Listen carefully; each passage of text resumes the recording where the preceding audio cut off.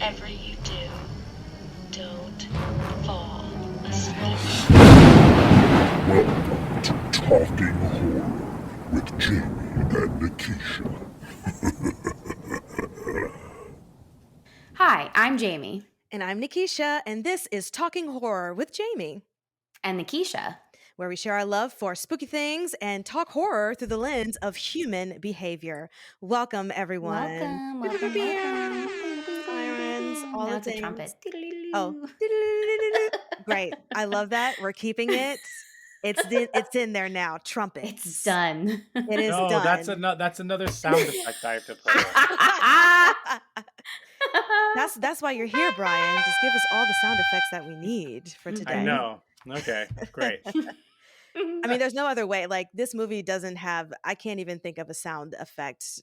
It's just going to be a doozy today. So we're just going to get into it, guys, because today we're talking about the 2022 American slasher film, They/Them. Okay? Slash. You have to say the slash. It's not just, what is it, punctuation? Is that what it is? I don't know. Yes. Yeah, I guess it is. So this movie was written and directed by John Logan, and this is his directorial debut. Okay, let's all keep that in mind as we discuss this. And it stars Theo Germain, Carrie Preston, Anna Chlumsky, my girl, where you at? Austin Crute, Koi Tan, and Kevin Bacon, just to name a few. This movie premiered at the Outfest Film Festival in July of 2022, and it was released for streaming on Peacock. So, if you have not watched They/Them, go to your Peacock account, watch it, and then come back and listen to us. Ooh. Woohoo! Does anyone else think of Listen? Yes. Wonderful. Truly, couldn't have done it better. Let's end the episode now. This is truly perfect. Brian is like the pun is rubbing off on me because just from being around Brian. So sorry, Jamie. What were you about to say? Oh no! Does anyone else think of that Katy Perry song "Peacock"? Like, you wanna see my peacock? I have never heard that song in my life. Oh, it's Wait, very. what? There's a song. I think it's by Katy Perry, and she's like, "You wanna see my peacock, cock, my peacock, cock." No, anybody? That's just. I know that. Did song. I make it up? You do know that song.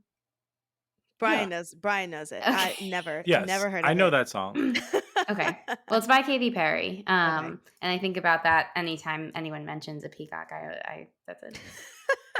I will listen to this when it's over with. Brian will also put that in the episode as a sound effect.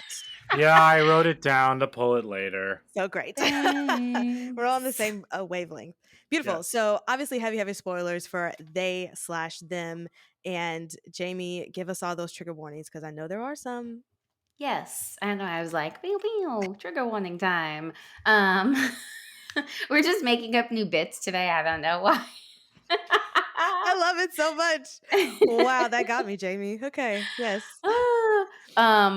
This movie has a lot of insides on the outside, although it kind of takes a while to get there. Oh, yeah. And yeah, it's a slasher film, so there's going to be a lot of slashing. There is, some homophobia, some this is like a very, commentary on heteronormativity, but like, Yes. there's a lot of messages and things that are not positive messages about LGBTQ people.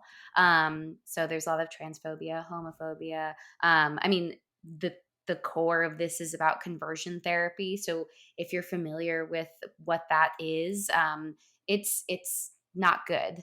And there was something else I was going to say. Oh, the aversion therapy scene where someone is being tortured is also via electrocution, also unpleasant to watch. So if any of these things are unpleasant to you,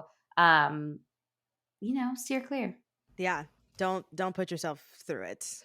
There are other things to watch besides this. But before we get into what the plot of this is, producer Brian, do you have some more words as you jot down all of the sound effects? Yeah, as I write down all the timestamps to throw in sound effects Right. that you give me. Yeah, we have a YouTube channel now. So find us on YouTube. It's called Talking Horror. Surprise, surprise. Uh, I'm slowly but surely putting all of our episodes there. New episodes will obviously appear when we release them. Uh, you can see our faces there if you're listening to us. If you can see us right now, hi. What up? So yeah, check that out. We're super excited about that. We're growing that. Subscribe there. And then you can always find us wherever you get podcasts. You can follow us on social media. We are at Talk Horror Pod on TikTok, Instagram, as well as Twitter. So check us out all there. Beauty, beauty. I feel like eventually we have to, when people put up their hand and then the subscribe button is like Yeah. flashes across.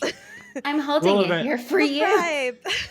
I think we need to have Button. I'm not 100% sure how YouTube totally works. I think we need to have a certain amount of subscribers to like start putting in external links and stuff like that. I don't know. Come on, YouTube, cut us a break. Okay, we're hashtag doing our best. Yeah, Hashtag doing Hashtag our doing best.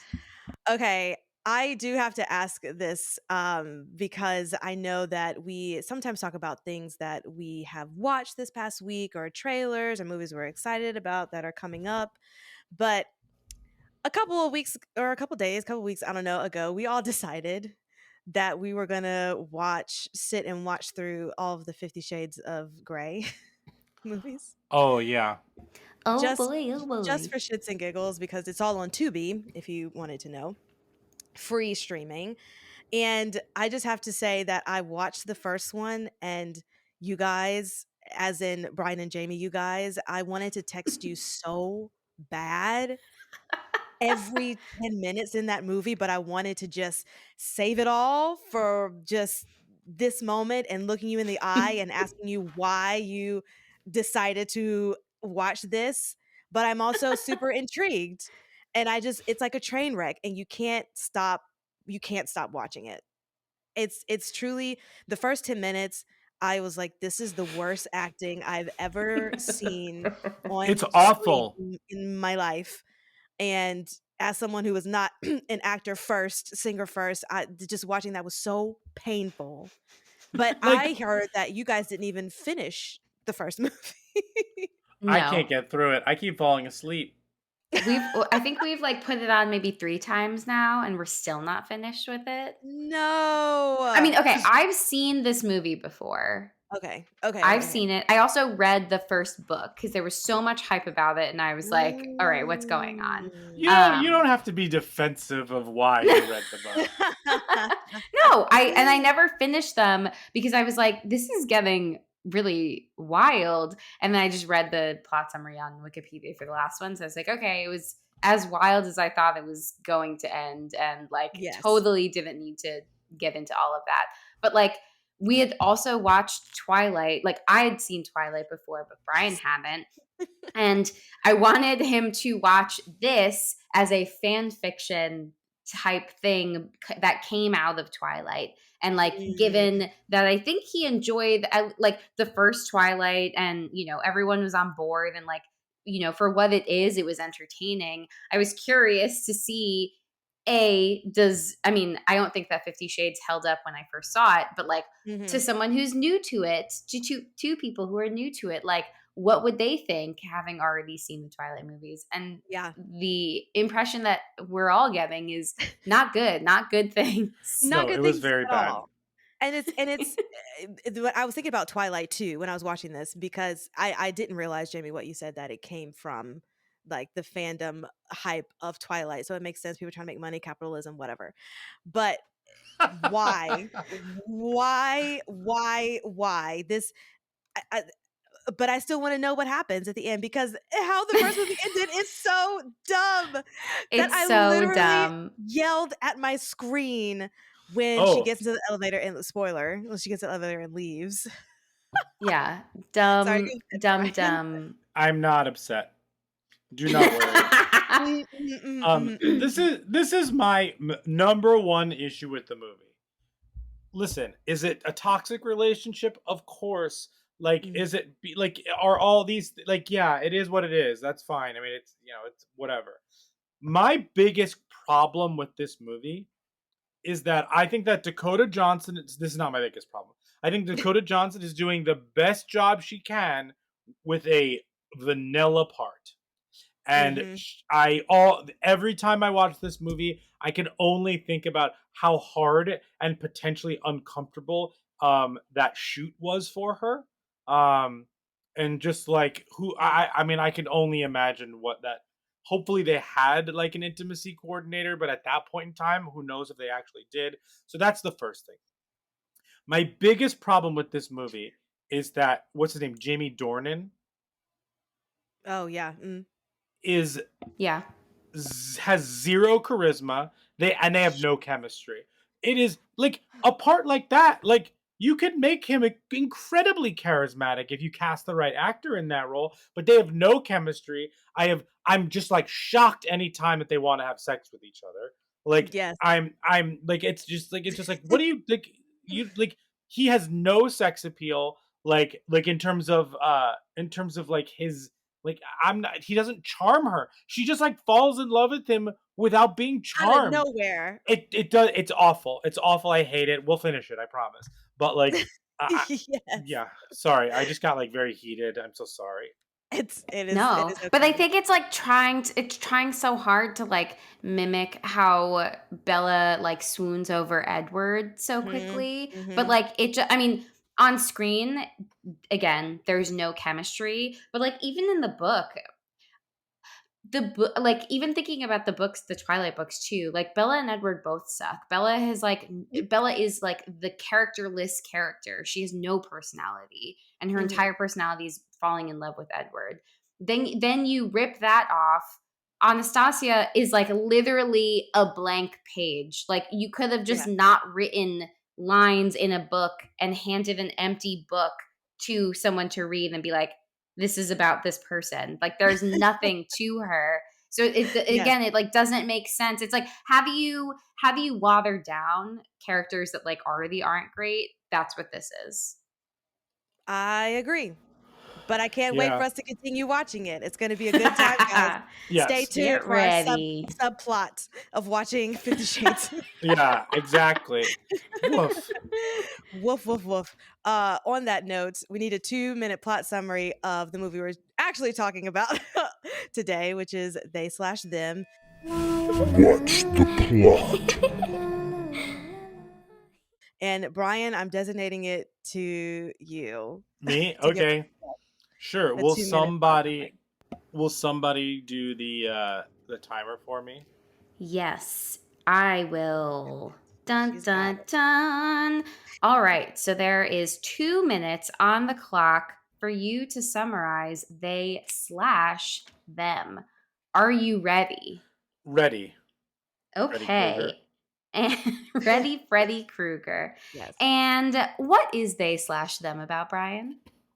We open in the woods, and somebody is driving down the road, and they get a flat tire, and then they make every bad decision that you could make when you get a flat tire in the woods, and then they are murdered. Cut to the Whistler camp, which is a conversion camp, and all of these new campers are arriving, which means that none of them were the killer. So immediately 14 people are not the killer in this movie. Um, Yikes. so then Kevin Bacon comes out and he does a dance. No, I'm kidding. He does not do Footloose, but he has an incredible speech and scene actually, where he explains to all of the people that have come to the conversion camp that he doesn't care if they're gay or not, he just wants them to be who they are, and then he splits them, but he's going to do his best to like help them throughout the week. He introduces all of the counselors, and then he mentions that the one counselor is there for the first time. And so then he sends all of the kids to their bunks by gender. Jordan, who uh, is uses they them pronouns, mentions to him that where do they go, and because Jordan has been honest about who they are, Kevin Bacon allows them to go to uh, the boy bunk. Uh, anyway, lots of stuff happens. People get slashed. The the conversion aspect of it gets more menacing and more menacing. Poor Balthazar, being a pervert, gets killed. The female counselor starts to hit on the other counselors and the other campers. Oh man, there's a plant. One of the kids is a plant. Anyway, but all the counselors are getting slashed. It turns out it is the nurse who did it, and everyone finds out who and they're okay because she was. This was that was I don't that was 2 minutes. You spent so much time on the beginning. So much time. It's okay. Anyway, everyone got slashed. Oh wow, I really botched that one. And we find out that she was a camper getting revenge, and all the campers real. And then there was someone who was transitioning and was secretive about it. We'll get into all that stuff. But yeah, it ended up being. Hey, good effort. Good effort. Yeah. Good game. It ended up being. Can't win them all. But my girl killed people. My girl, yes. Yeah, I guess she's not my girl anymore.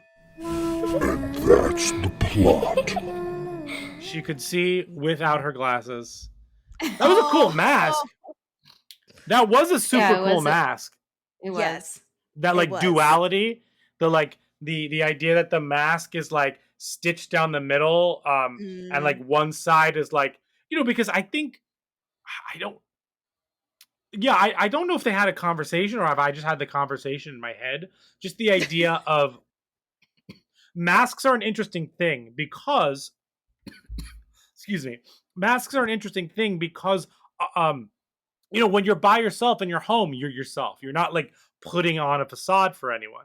But when you're out and about and you put on a mask, whether you are cisgendered and, you just put on that mask, but people, I'm assuming people who are, internally struggling, feel like the outside world doesn't accept them because they don't, they put on a different type of mask. So that duality mask was fascinating. Also, like something I pointed out at the beginning of this movie is that when Jamie and I were watching it, the bunks had no walls. They were like screened in so people could see into the bunk. So the kids had no privacy at any point in time. They were also being recorded by creepy Balthazar, but that's different. Right. Cool. That's it. I thought the mask was cool. That's all I wanted to say. And that's Parlor Talk with Brian. I got. Yes. You got. Come, sit, have a drink. It's Parlor Talk.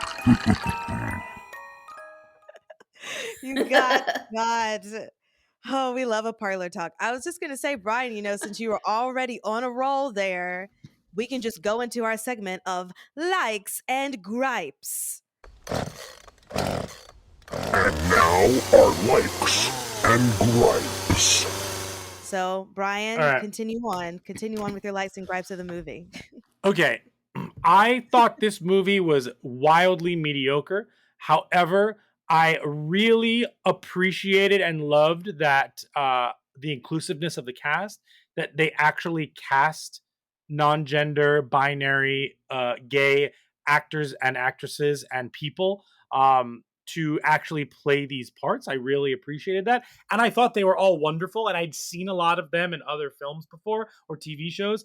I just thought that was great because I'm in my head, I'm even thinking about like, when we go to suggestions at the end, like every LGBTQIA plus like movie, it's not like the main point of the movie. It's not like it's like a subplot to like one either just check a box and include them, and on the flip side it degrades them in some way. So I thought that was great. However, the movie is way boring and very easy to figure out, and there's no complexity to the actual movie.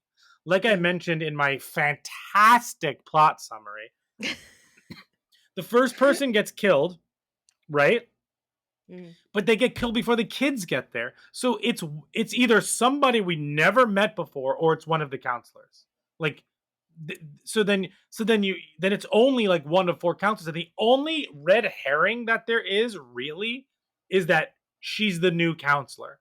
Like that's the only clue. there was a bit there where Jamie and I thought it was the um either the gym teacher, the athletics director, or the activities director, the fiance. Um, just because for whatever reason we had some Yeah. guesses, but then once they didn't kill the kids and they were only killing the adults, it was like very clear what was happening. So Mhm. and but although Balthazar was obviously red herring, he's like, yeah, I'm the groundskeeper. Um, Right. so in that opening scene, um, gripes. I am immediately taken out by that fake ass deer. Mm, Oh, I mhm, Like forgot mhm, about mhm. the that. CGI, Yes. like the CGI for that was just like it just wasn't good enough. Like again, I'm out. Yes. Also that person made all the wrong decisions. Like Yeah. you get back in your car and you drive away on the flat tire. Because you Anyway, can still drive. Oh, you can still drive on the flat tire to get out of the yes. way. Although later on when we find out that she, or I don't know how that doctor is presenting, Mm. but the nurse, the doctor, the infirmary person, uh, I don't know if that person, like she was, now that we know that she wasn't just passing through, she actually was getting there. I don't know that Mhm. maybe that's different, but still stupid. Whistler Camp, Respect, Renew, Rejoice, Revenge, spectacular. Oh my god. Kevin Bacon was great in this movie. I thought his opening monologue was something was up, and Jordan obviously like felt it in their gut, which I appreciated. Yeah. Shout out to a chorus line. Uh, I like I coined this phrase from this movie. I liked expectation exposition. Like Mm. the exposition of what's his name of Kevin Bacon is a lot of expectation setting. So he's setting expectations for what the kids will go through in this and what we as an audience member know is not going to be the case, if that Yeah. makes sense. So I really liked how that was done. Um, yeah, the kids were caught off guard by his kindness. Oh, something I found interesting, and we could talk about this in Brains, is that when they did the sharing circle, there were one of two things, one of two reasons why they were there. One was an ultimatum from family.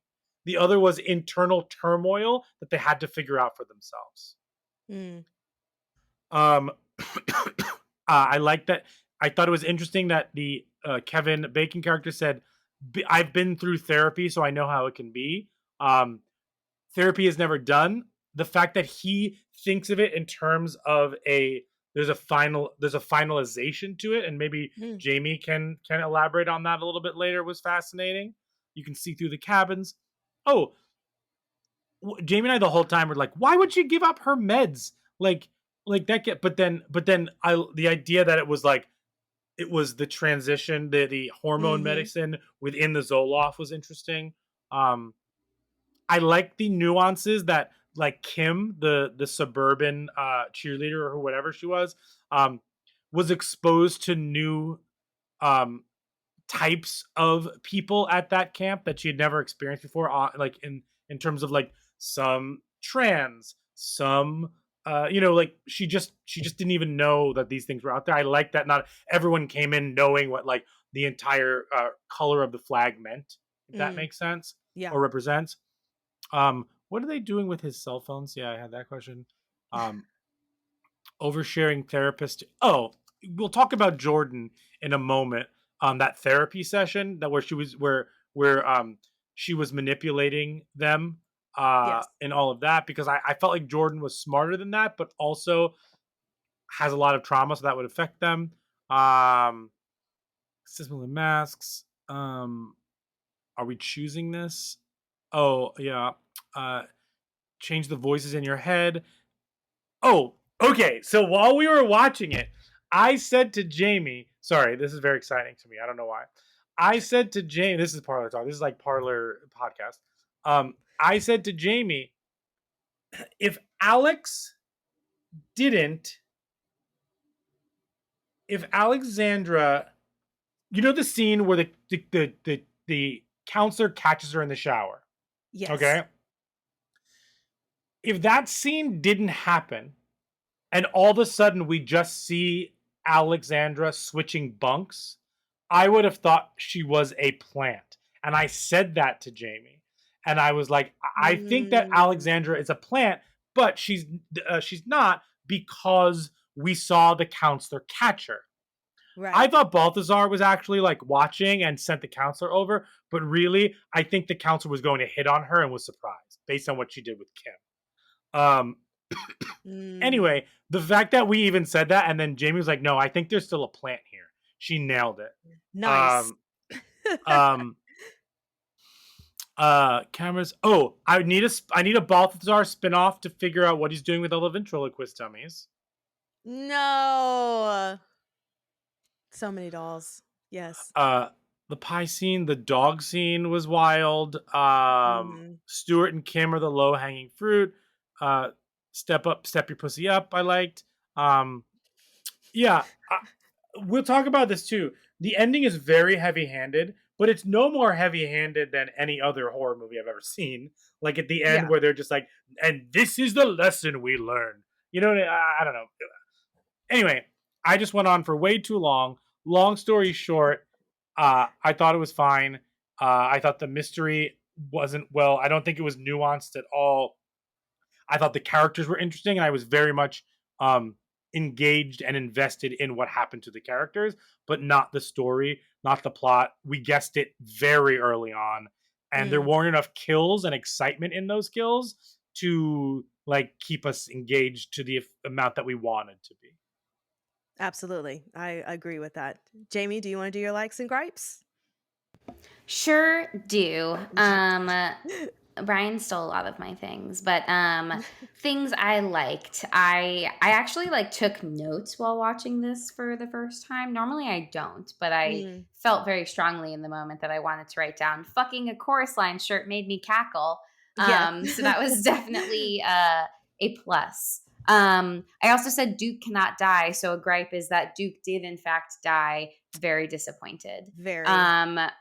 There was a lot of red herrings that like annoyed me and just didn't seem necessary. Like it just, we were guess whoing throughout the whole thing because of like a lot of what Brian already said about like, you know, it can't be a kid for what this movie needs to be. Like it can't be a kid. It's not going to be any queer person in this, at least a young queer person in this.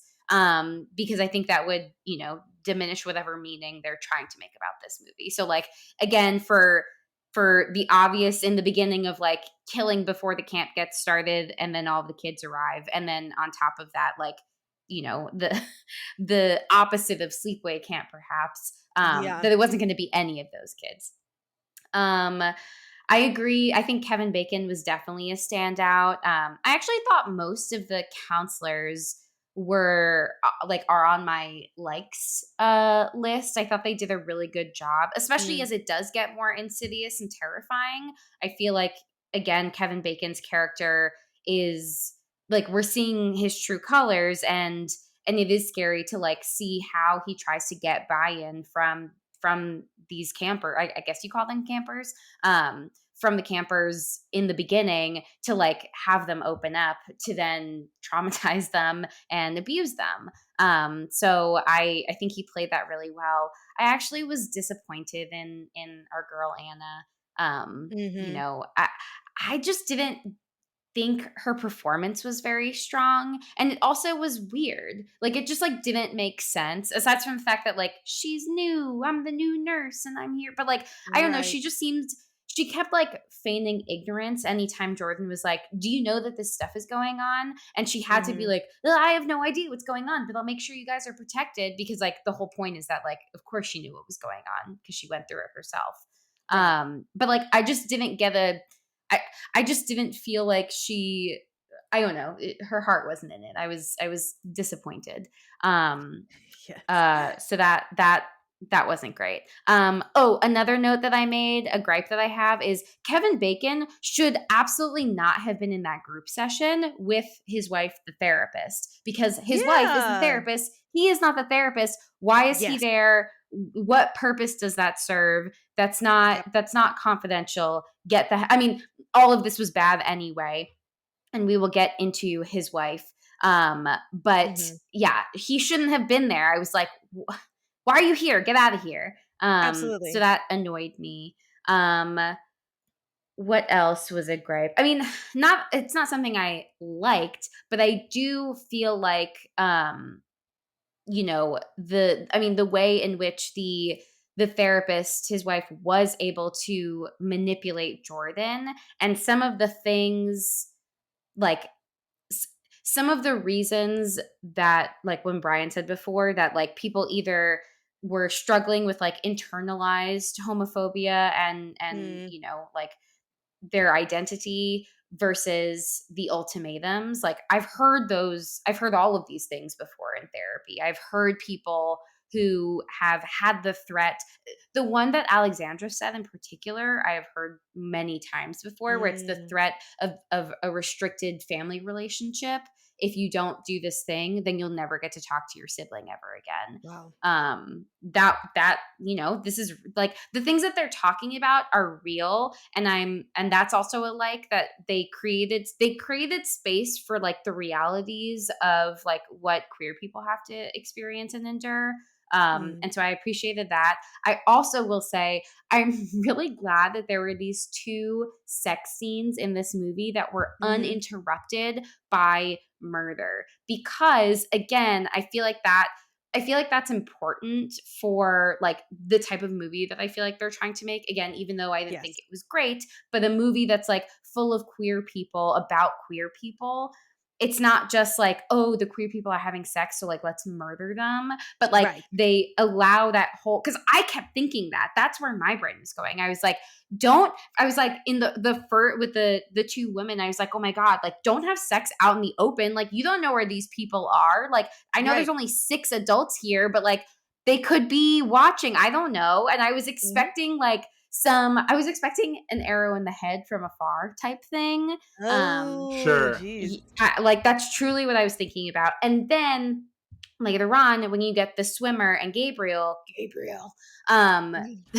that's what Brian said, that because of Malignant. Oh God. When they when when they were having sex, I was like, I literally wrote, why on earth would you leave the door open? Close the motherfucking door. But Yes. obviously, we know why they left the door open, but it was really stressing me out.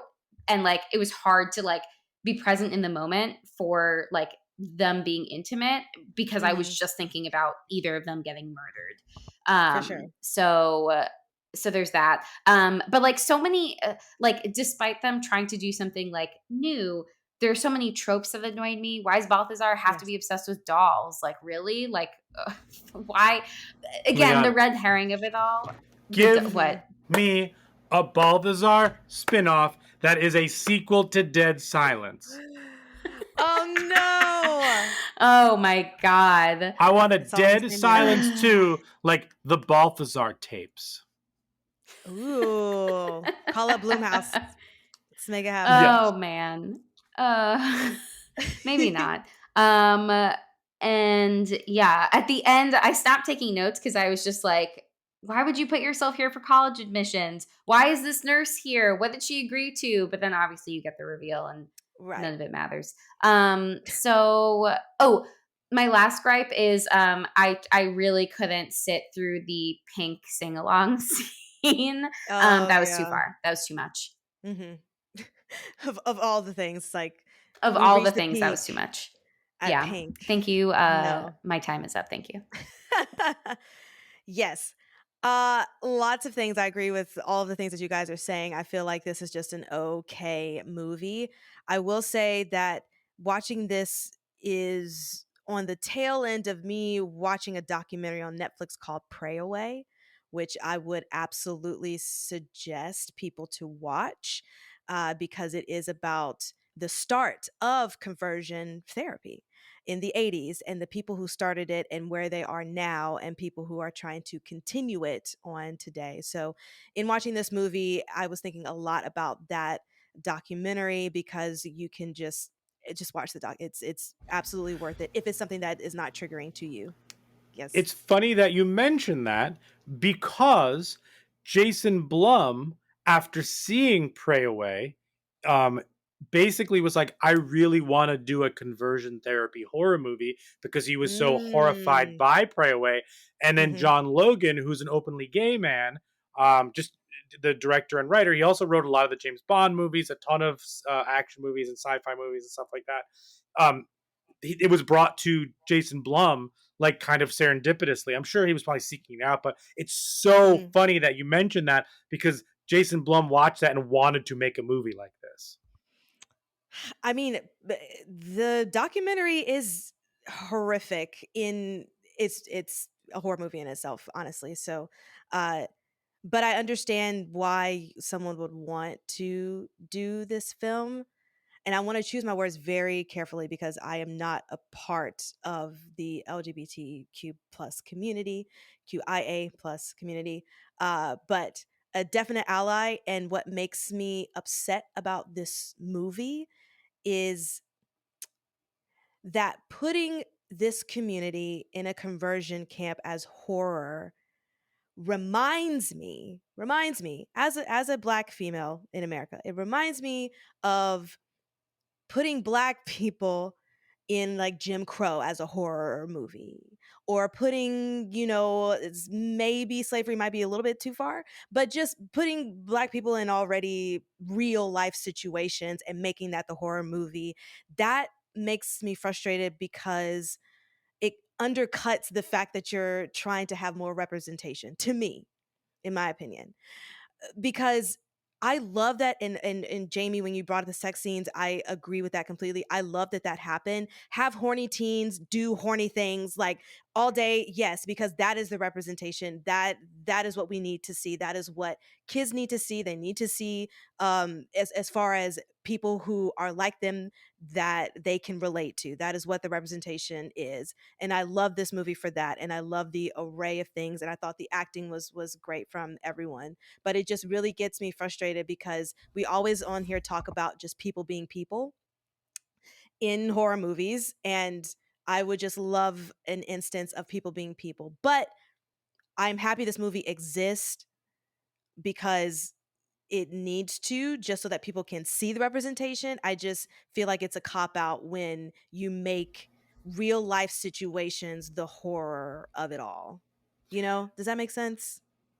It does. And I'm actually going to take that one step further in Mm-hmm. that the movie is tonally a bit of a mess. And that also undercuts everything that what this movie is potentially trying to do. And I Yeah. think we've talked about in this podcast before, like intention versus execution. Obviously the Yes. intention was all positive and the execution was muddled. But I don't think it was bad or negative in some connotations. But Right. I do think that tonally, this is just like stacking on to what you're saying. Mm-hmm. Tonally, it's two different movies. It's a fine, it's a bad slasher movie. If you're just taking the slasher side and the mystery and the actual like murders and the death and stuff like that, a very guessable, not great, sometimes beautifully shot, bad slasher Slasher movie. movie. Mhm. But on the flip side of it, it's actually a very interesting, sometimes terrifying, sometimes really intense, like conversion therapy movie.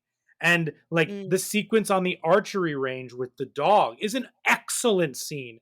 And kind of Yeah. Jordan stepping up in that way to protect uh the other kids, and like the aversion therapy, like all, and the way that the therapists are manipulating the the kids, especially when in hindsight, when Gabriel comes out of the room and is crying, that's just to start to manipulate uh Jordan, because Mm. there was no real therapy session with Gabriel. But the point I'm trying to make is, because it's so muddied, we didn't even get like a good slasher. It was all just the kind Right. of like conversion camp, like this is just generally icky and awful because this really happens. And the stuff that doesn't happen with like wacky slashers in there just wasn't like big enough to like Yes. undercut what was actually happening, if that make to undercut or like relieve, like, that next level, enhancing it, making it bigger than it really is. Does that Yeah. make I think sense? I think that's probably what the problem is that because it was not a great slasher movie in general, if it was, all males, all whoever, you know what I mean? Like it just wasn't a good slasher movie. I agree with Hmm. that. And I feel like the ickiness of it just sat in the ickiness of conversion therapy, and there was nothing else truly, just like a couple of kills. But if it was elevated, I guess, in a way like you're saying, Brian, of making it even more of a kookier slasher movie, or I like that none of the kids died, but like if the killer was different, if the kills were different, then maybe I wouldn't think so much about the fact that we're just sitting in the ickiness Yeah, of just conversion therapy, because I don't want to watch a movie of just conversion therapy. I can watch Pray Away and feel the same ickiness, you know what I yeah, mean? Like and totally. know that Or I'm walking into a documentary and not a horror movie. yeah, honestly, one tweak to this: if you for somehow make this movie a little bit more of a mystery of who is it, because you Mhm. you really, there's only five people to choose from. It's the therapist, Kevin Bacon, Anna The 2 Chomsky, couples, or yeah. the two Mhm. counselors, and Balthazar. Yeah. That's six. But Yeah. like, that's it. Yeah. And it's like, if you made it a little, if you made the mystery a little bit interesting, maybe threw some more kills in there, because there were only 25 kids at that camp, and or 14 kids at that camp, when they first arrived, and like, Jamie and I, Jamie and I kept joking about like the same five kids who were just like always in the background, like Those the poor Oh, yes. extras. the black girl with the braids, and then the bigger Yes. girl, and then the blonde boy, and like all Mhm. these characters who are just like in the background, be like, oh, or like standing with her when they were making the pies, or when they're all Oh hugging my him after god. Jordan shoots the dog, and like those other Yes. kids just standing in the back, being like, what's happening? Amazing, fantastic. MVP are the extras in this. I knew they were there. Oh my gosh. Yes. All yes to everything, and I don't have any more to add to my likes and gripes, except for Kevin Bacon can still get it because wow, that man is beautiful. So I'd say He about looked that. really good. His He looks costumer, so good. right? He just like That fit in those hair? clothes perfectly. Oh yeah. Honestly, I know he was Mm, like a bad dude in this, but like mhm. he still comes off as super cool. Like, just as like Yes. a person, even though like he was playing a garbage person, he still seemed super, Yes. he looked super cool. That Which is his charisma that which Christian yeah. Grey needed. I was just gonna say, but also that's a part of it.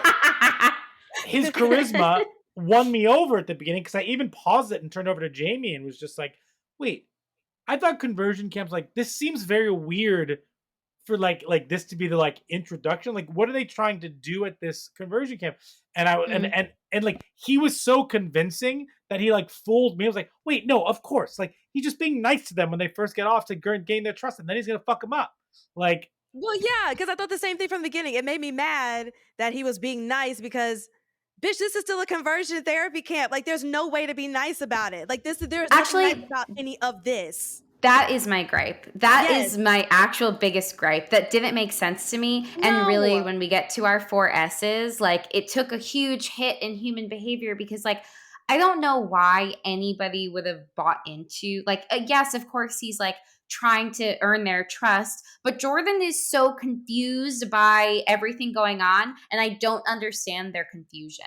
I don't know why you're confused because you know what conversion camp and conversion therapy are. This shouldn't be Yes. confusing to you. Like yes, it's intentionally manipulative. Why are you confused by that? That really bothered me because Yes. it again, like they all knowing what their choices are in those moments of like you either agree to this or again there's ultimatums for many of them. Like Mhm. I don't maybe there's a few exceptions where like people don't fully know, but I feel like most of them know what they're getting into and then are still Absolutely. like, oh, this is like, it was for me, it was totally unnecessary for Jordan to like snoop around and find all this stuff because I was like, yeah, of course they're torturing people. That's what all this is. That's what Yes. this is about. I don't understand why Right. that just like didn't that did not make sense to me. So here's a question. Do you think the Jordan character was well played, like, and underwritten and poorly written? Or do you think, like, because Jordan seemed smarter than it was pl- maybe they played Jordan smarter than it I was wonder if it's written. like Do you know what I mean? because Yeah. because there's so much like self-doubt. Like there's that part where Alexandra before the sing along where Mhm. Alexandra is like you and I wrote down self-compassion because she says like you need to be more compassionate towards yourself, and I Mm. wonder if that also kind of connects to this larger like self-doubt and you know like lack of confidence or security in themselves, and like that somehow is making them question what's going on around them. Like the inner turmoil is Mm. also now like this is me therapizing Jordan, but like with Yes. what's going on inside is also impacting them outside. So like their perception of what's happening around them maybe is also skewed and confusing because Yeah. they themselves are like, you know, still trying to make sense of like their own identity connected to the Right. pressure that they feel from their family. I don't know. I'm making No, that but up because I agree. no, I think that Jordan is very smart and otherwise very self-sufficient, but I don't understand why they are like so shocked and confused at what's going on to the point where they're like, something doesn't make sense here. And I'm like, no, it makes it makes perfect sense. This is exactly what it's intending to do. Why does yes. that surprise you? It looks like a duck. It quacks like a duck. This is a Yeah. motherfucking duck. Yeah. But when that happened, that scene. Sorry, that No, scene where I want, excuse me, producer Brian, please insert duck quacks here. Thank you. Ugh. I think you mean quack. does. No, but you're right because Jamie, that scene happened right after his their therapy session, and that's when Hmm. they were questioning all the things. So that makes sense. I think that it's all the writing. I think none of how the actors played the role was to the best of their ability, but Yeah. how the writing was just didn't add up because in one moment he's snooping around and he finds the things, and There. then Anna and they find the things, and then Anna comes up and she's like, "Oh, I guess I'll just help you now." Like that whole transition. I So guess weird. I'll just help you now. I Yeah. I think it I was written for like not human people playing as humans. Like yeah. it like took away the autonomy of like how would like a normal human being interact if they were in this situation. And it's like Right. why, because even the end where they're like, I'm just going to live, I was like, ugh, no No. person is ever gonna say that. Like that was so corny. Yes. No one talks like this. Like I can't with the like throw me the stupidest plot ever, but at least have people talk like human people. Like have Yes. them be genuine people. Like I don't know. I don't get it because some of the lines were funny and interesting. Like Mhm. I mean, Like I step don't your know if pussy this up. was Step Your Pussy Up made me laugh. The I'm a black trans woman, I could do it in heels made me laugh. Yes. But I mean, ultimately, like some of the things that Jordan's lines weren't ideal. It annoyed me. Mhm. But yeah, I think that's like a really big problem is just like the lack of humanity of the characters and like being like the adults, I think were more realistic human people than the Mm. kids. Mhm. And I keep saying kids, but they're not children. Some of them I'm pretty sure are like 18, 20. In college because Yeah. one person was, I think she was there writing her thesis Admissions. So maybe or she was admissions. Oh, 17. okay. Maybe Oh, she was Yeah. in admissions. my Okay. okay. Okay. But also Uh that is interesting because what you were saying before, like Jordan in that room knows that they're being manipulated, but there's so much internal trauma and insecurity that they would start to be really affected by what the therapist is saying. And right. that would potentially set them off to like search or do that, even though, like, yeah, why are you so surprised? You sent to a conversion camp. Like, Yeah, that's you, literally the point of it. yeah, like you also like you didn't look it up before you got there. Like I know it's probably like nice marketing, like we're just gonna talk to you, but like I understand that if anything, they should have done a little bit more explanation about like maybe aversion therapy hasn't been in practice since X, Y, and Z. I'm not saying it Mm, hasn't. I'm sure people still do it because people are terrible. But mm, like there more context around some of the choices that a camp does and why maybe that camp is worse than other camps. You know, like I don't know. yeah. But then you're a torture porn movie and not a slasher movie. So Mm-hmm. again, this movie is the slasher part of this movie isn't good enough to justify the other stuff that makes me even more uncomfortable because of how real it is. Right. And we're already into it. So here's our section of brains that we have been Mm. discussing with mental health and human behavior for the past 15 minutes. Brains. Since we already brought it up, Jamie, let's go ahead and talk about aversion therapy. What that is Mm. exactly, and can you talk about how they use that in this movie and how accurate, not accurate it is?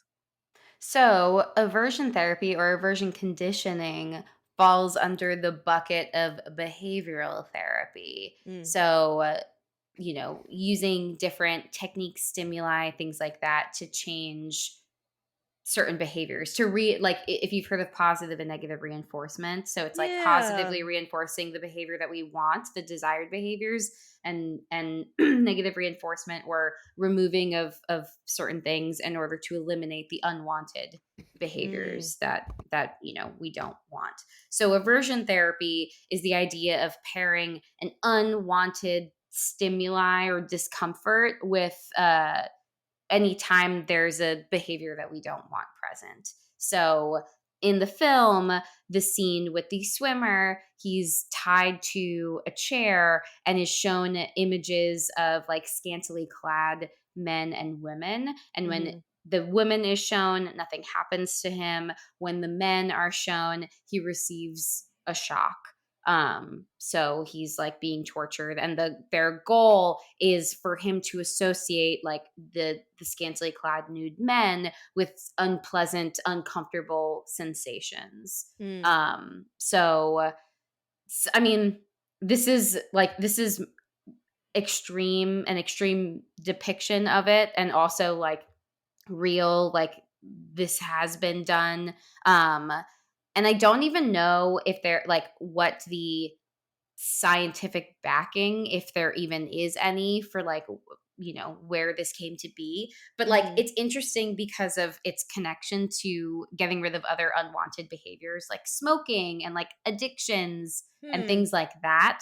But again, I don't think it's like this is not, it's not necessarily being done with shocks, but there are, I think there's if I'm not mistaken, like with alcohol in particular, there's medication that you take where if you have the urge to drink while you're taking the medication, if you drink, you'll become violently ill. Oh, And like part of wow. that is to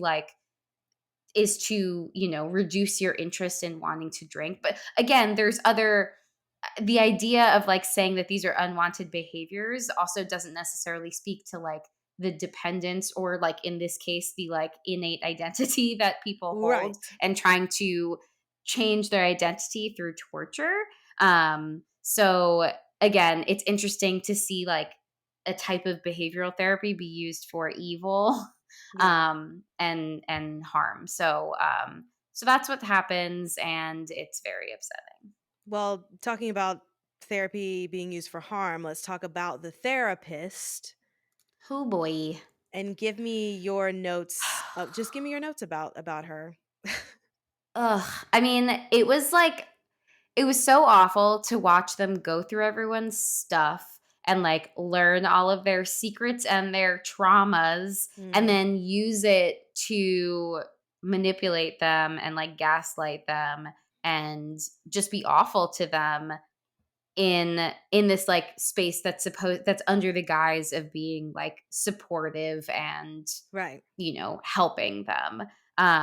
So it's just like very cruel and incredibly harmful, and ugh, it's and the only thing I just kept thinking is like how like again, because these places are real, how like, who do they actually have, like, quote therapists? Like, it's not like, Mm. this is unethical and Mhm. very harmful. So like, who are there, like, I mean, yeah, it just makes me upset to think about, like, are there terrible people out there in real life who are like using tools that are designed to help support people, using them for evil to like perpetuate harm and like Yes. just destroy people. Yeah, Like, it's just I mean, I will awful. say, like, if you watch the documentary Prayer Away, there is a whole thing where it's a bunch of people who have degrees Yeah. in I all hate that. kinds of psychology, sociology, all of the thing, mental health, and they are up there Yeah. really trying to scientifically prove how they can change someone. Yeah. I mean, it's not surprising that these people exist because like I've encountered them in my career. I've encountered them in graduate school. So It's it's like crazy. I know that there's people who go through these like who it's also nuts to like decide to choose this career path, and Mhm. then it's like what, I don't know if just the cognitive dissonance and like disconnect between like the path that they've chosen and the field of study that they've chosen and what they're trying to do and like action wise, like Yeah. that they are just so malaligned. But like it is it's nuts to think about. And yeah, it Mm. was like it was very upsetting to see, because it's again like, you can identify when you're meeting with someone and like sensitive topics and like, you know, I mean, there was like no rapport building because we're No. just getting right into the like nitty gritty deep trauma, and just like how traumatizing that could be to hear that all back. It's like, re-traumatizing to go through all of that again, and someone like belittling you in that way. Mhm. But yeah, it was wildly upsetting to watch that. Yeah, absolutely. Brian, I'm sorry, were you going to say something?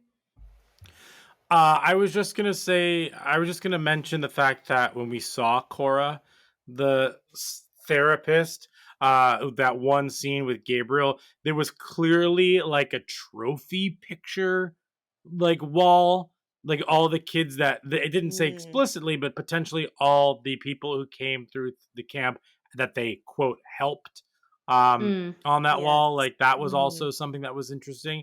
But I think we need to indoctrinate Cora into our bad therapists Hall of Fame. Absolutely. I Welcome. feel like we need like a graphic of like all All of this these bad, people yes. on like a wall of plaques. Oh my gosh. No, it definitely, Yeah. I mean, Ooh. she kind of caps it as one of the worst Yeah. that I we've mean, watched. most of them, like so far, we have, evil hypnotherapists. Like they're Yes. all like using these skills that, again, like that's what's so it just makes you feel icky. It's like Mhm. they went through all of this training and you know, like not only educational but also like in practice Mhm. to get to this place, and then use all of these skills and tools for evil to perpetuate so much harm. And Yeah. it's just so upsetting to me. It is all very, very upsetting, very icky. But Hmm. as us, as a society, Jamie, can you just talk to us about some ways that we can help people feel safer, like the opposite of having conversion camps and such? Just because I feel like, you know, hopefully nowadays people are on more of the ally side of things, but we can always be doing better. Hmm. Especially, and I'm sure you have encountered people who have suffered from not having support in these areas. So can you just talk to us about some ways that we can be supportive, you know, in helping people just feel safe?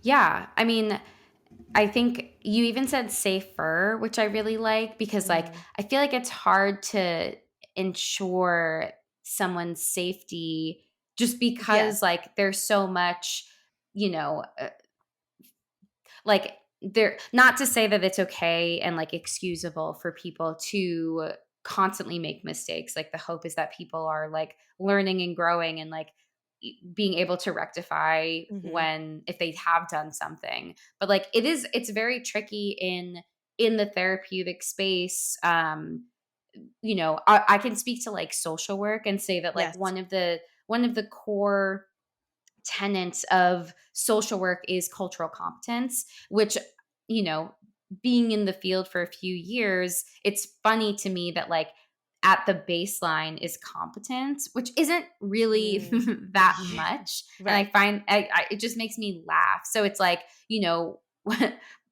if that's the bare minimum, sure, great. Hopefully we can try to go a little bit above and beyond Right. here. Right. But like I think it's, acknowledging people's like intersectional identities, acknowledging like my own limits, acknowledging that Mhm. like I haven't necessarily had all of the experiences that you have had, and that like it's not my place to like put my stuff on you because like Mm. you have your own unique experiences that are informed by your identities and values and all of those things. So it's like acknowledging all of that.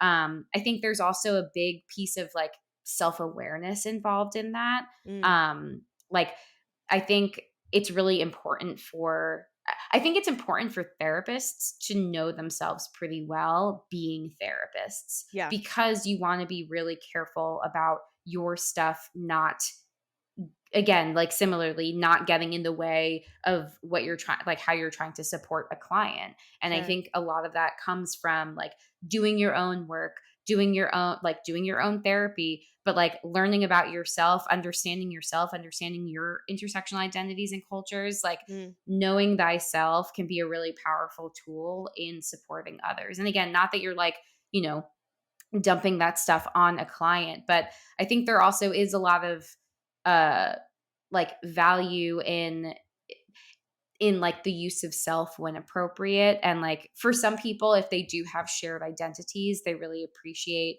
knowing it's like that sense of like, oh, you understand me, you get me. Mm. And like how that can be really helpful for people, especially searching for a therapist, wanting to find someone who they know is like them and Right. how much more comfortable they can feel. But again, if you aren't, that's okay too. You don't have to be exactly like your clients to help be empathetic and compassionate and understand that like there are all kinds of things that inform your clients like needs and things that they're and like strengths and all of those things. So like Absolutely. there are the shared societal things that we have, but there's also unique cultural things and other like unique things that are imparted on, your clients and how you need to be mindful of them as you are navigating the things that come up. And that comes up all the time. And I'm never Mm. upset or like or thrown off when someone's like, "Well, actually like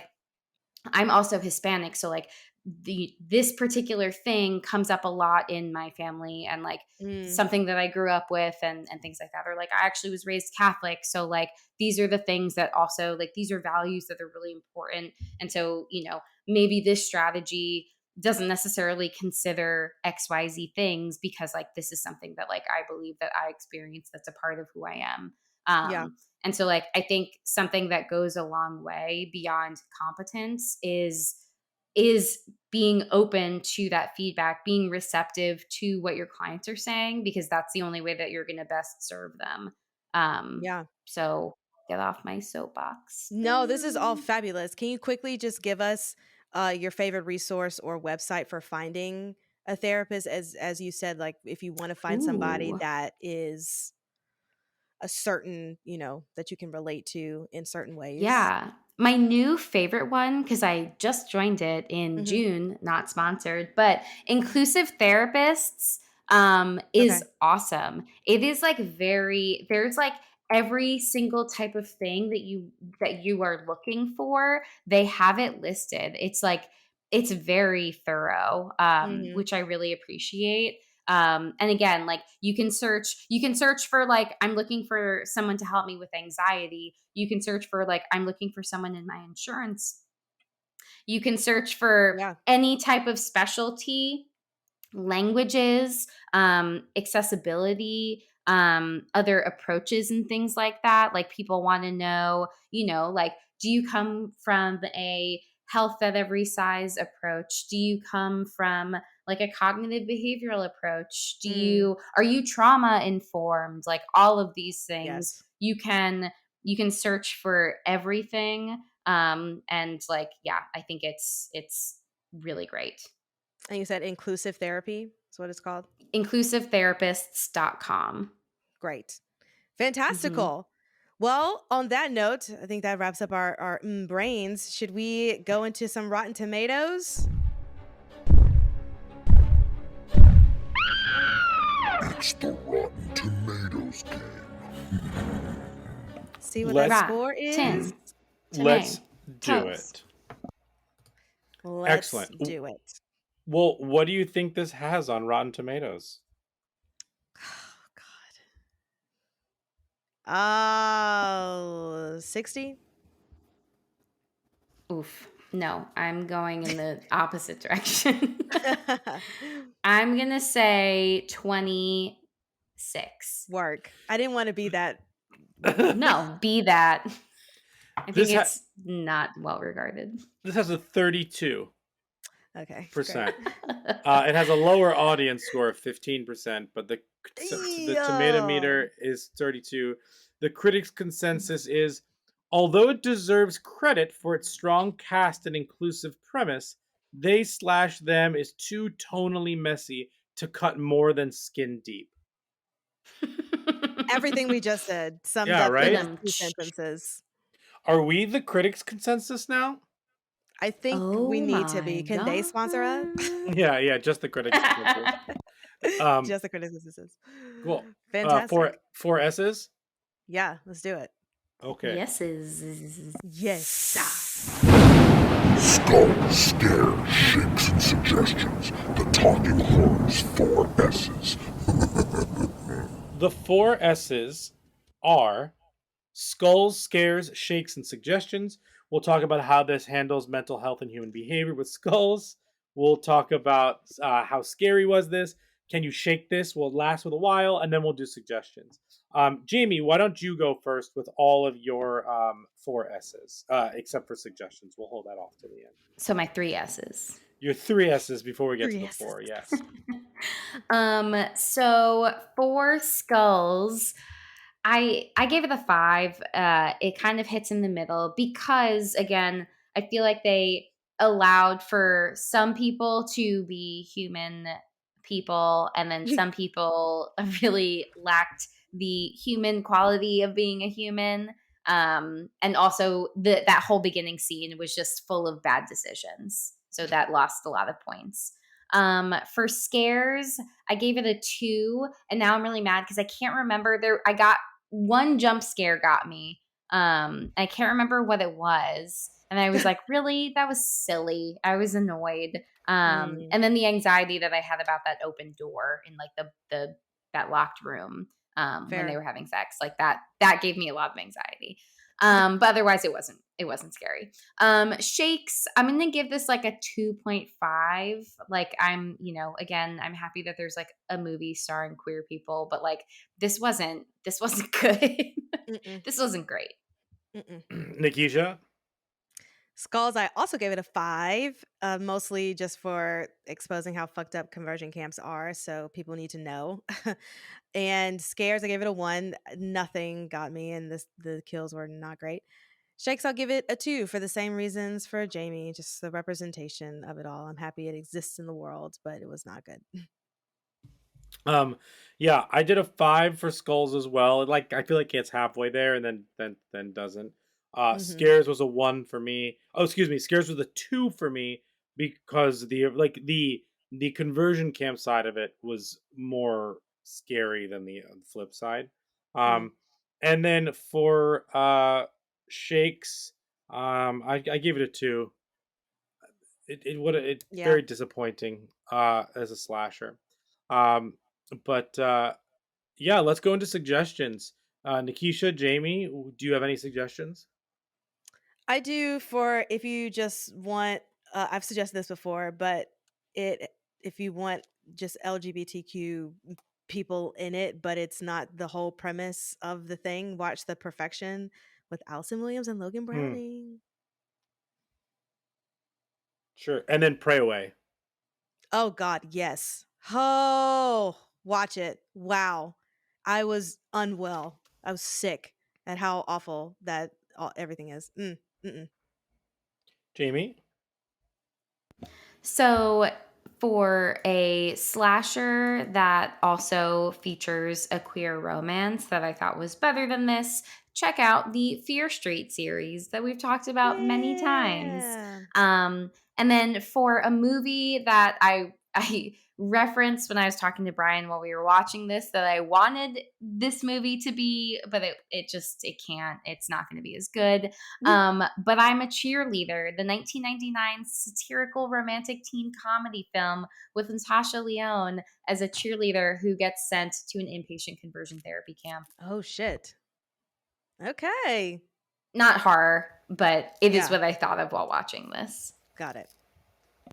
For me, I said, I don't know. I just wanted some positives, LGBTQ representation. So I'm gonna go. Well, it's not perfect. I'm gonna go with the Haunting of Bly Manor.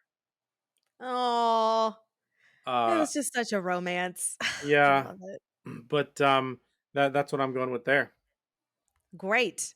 Well, Cool. I think that wraps up our episode of They/Them. You can follow us on all of the social medias and now the YouTubes. Please watch us. We are here for you at Talk Horror Pod for all of our social medias. And is it just look up Talking Horror for YouTube, Brian? Yeah, just Okay. look up Talking Horror. You'll find us with these beautiful faces, with Yeah. these dulcet tones. And where can they listen to us, Brian? You can listen to us wherever you get podcasts: Apple Podcasts, Spotify, Stitcher, Google, all those places. Rate and review us 5 stars, please. And thank you. Thank And thanks to you. those who have rated us and commented on all of the things. We appreciate the support as we continue to #do our best. And I don't know, what horror quote do we want to end with? Obviously, step your pussy up. Oh, you're right. That's what this movie needed to do. Yes. Step his pussy up. So thanks, guys. Thank you. Bye. Bye.